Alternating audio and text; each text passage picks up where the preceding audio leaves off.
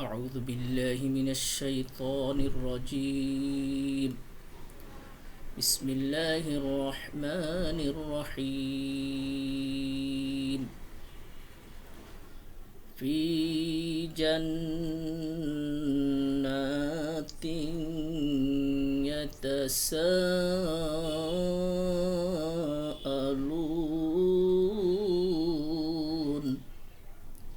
عن المجرمين.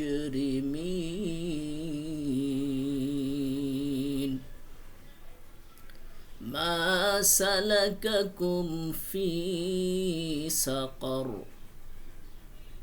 قالوا لم نك من المصلين ولم نك نطعم المسكين وكنا نخوض مع الخائضين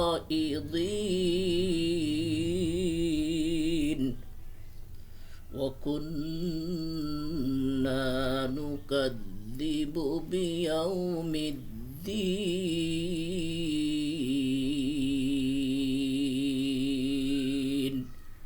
صدق الله العظيم.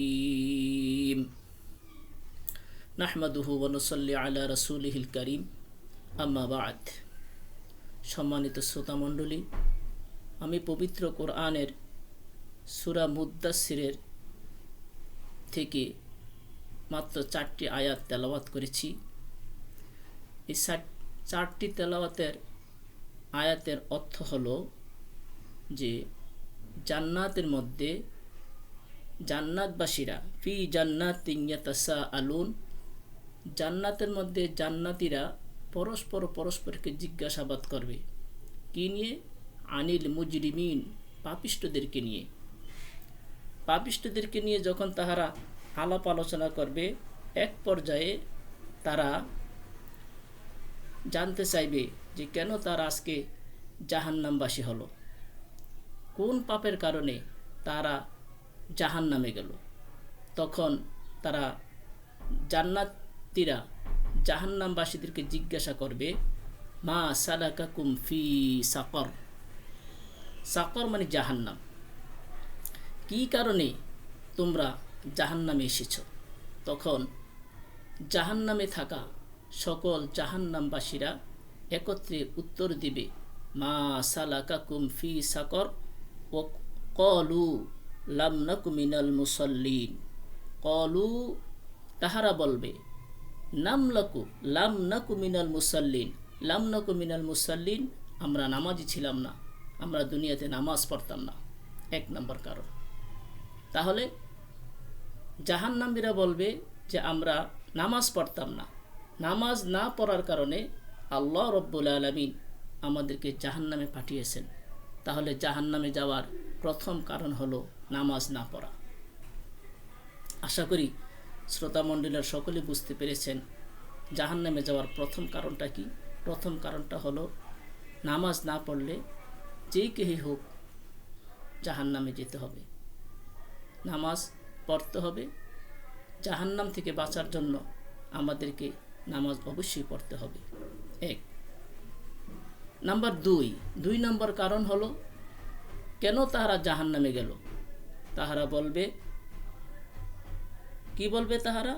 তাহারা বলবে, ওয়ালাম নাকু নুতঈমুল মিসকিন, আমরা ইয়াতীম মিসকিন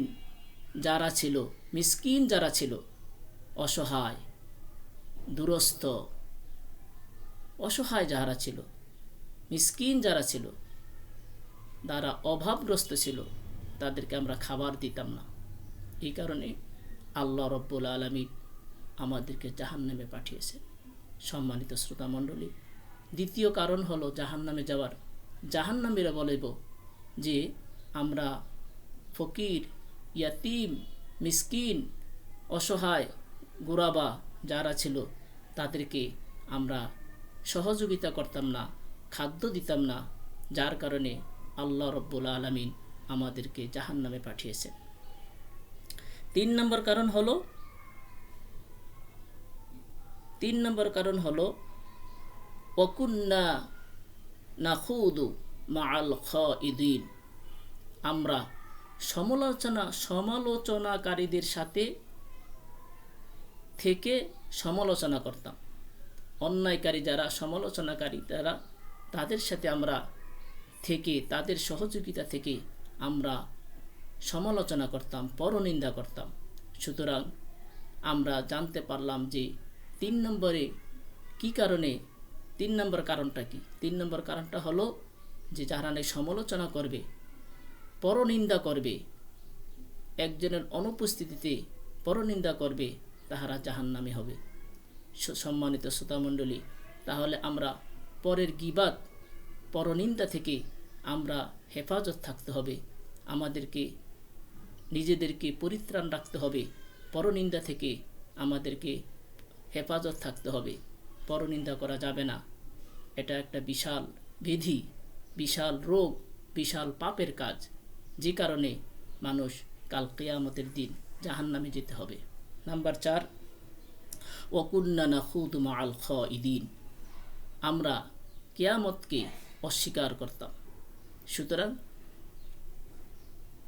কিয়ামতের দিন, যেই দিন আমাদের দুনিয়ার কৃতকর্ম হিসাব নেবেন আল্লাহ রব্বুল আলামিন, সেই কিয়ামতের দিনকে কোনো অবস্থাতেই আমাদের অস্বীকার করা যাবে না। যদি আমরা এই কিয়ামত থেকে অস্বীকার করি, তাহলে আমাদের জাহান্নামে যেতে হবে। তাই বলতে চাই, আমরা যে 4টি কথা শুনলাম, নামাজ, 1 নম্বরে নামাজ যদি না পড়ি তাহলে আমরা জাহান্নামে যাব। 2 নম্বরে আমরা ইয়াতীম মিসকিনদেরকে খাদ্য প্রদান না করলে আমাদের জাহান্নামে যেতে হবে। 3 নম্বরে আমরা সমালোচনাকারী যারা আছে তাদের সাথে থাকা যাবে না, সমালোচনা করা যাবে না। 4 নম্বরে হলো আমরা কিয়ামতকে অস্বীকার করব না। কিয়ামত হবে, এই দুনিয়া একদিন ধ্বংস হয়ে যাবে। আল্লাহ রব্বুল আলামিন দুনিয়াতে যে হায়াত দিয়েছেন, এই হায়াতের কৃতকর্ম সব কিছু পুঙ্খানুপুঙ্খভাবে আল্লাহর কাছে জবাবদিহি দিতে হবে, হিসাব দিতে হবে। সেই দিনকে অস্বীকার করা যাবে না।